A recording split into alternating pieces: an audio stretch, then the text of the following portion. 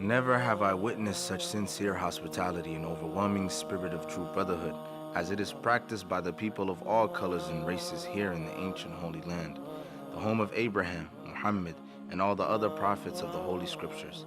For the past week, I have been utterly speechless and spellbound by the graciousness I see displayed all around me by people of all colors.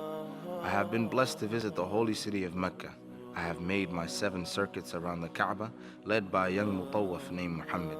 I drank water from the well of Zamzam. I ran 7 times back and forth between the hills of Mount Safa and Marwa.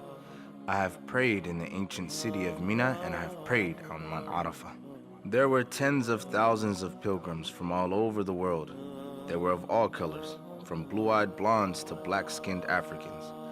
But we were all participating in the same ritual, displaying a spirit of unity and brotherhood that my experiences in America had led me to believe never could exist between the white and the non-white. America needs to understand Islam, because this is the one religion that erases from its society the race problem.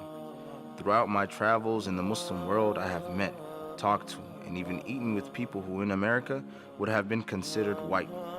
But the white attitude was removed from their minds by the religion of Islam. I have never before seen sincere and true brotherhood practiced by all colors together, irrespective of their color. You may be shocked by these words coming from me, but on this pilgrimage, what I have seen and experienced has forced me to rearrange much of my thought patterns previously held, and to toss aside some of my previous conclusions. This was not too difficult for me. Despite my firm convictions, I have always been a man who tries to face facts and to accept the reality of life as new experience and new knowledge unfolds it. I have always kept an open mind, which is necessary to the flexibility that must go hand in hand with every form of intelligent search for truth. During the past 11 days here in the Muslim world, I have eaten from the same plate, drunk from the same glass, and slept on the same bed or on the same rug, while praying to the same God with fellow Muslims, whose eyes were the bluest of blue, whose hair was the blondest of blonde, and whose skin was the whitest of white.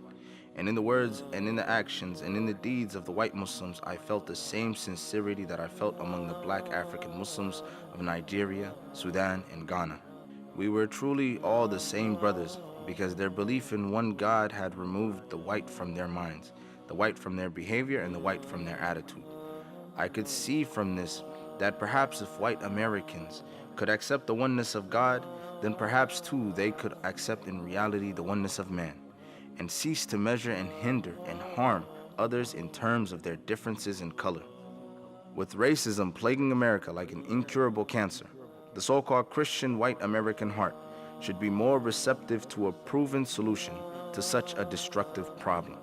Perhaps it could be in time to save America from imminent disaster, the same destruction brought upon Germany by racism that eventually destroyed the Germans themselves. Each hour here in the Holy Land enables me to have greater spiritual insight into what is happening in America between black and white. The American Negro can never be blamed for his racial animosities. He is only reacting to 400 years of the conscious racism of the American whites.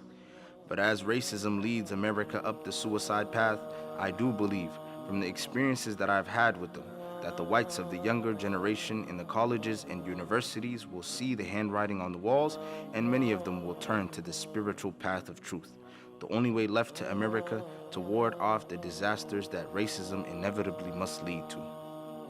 Never have I been so highly honored. Never have I been made to feel more humble and unworthy. Who would believe the blessings that have been heaped upon an American Negro? A few nights ago, a man who would be called in America a white man, a United Nations diplomat, an ambassador, a companion of kings, gave me his hotel suite, his bed. Never would I have even thought of dreaming that I would ever be the recipient of such honors. Honors that in America would have been bestowed upon a king, not a Negro.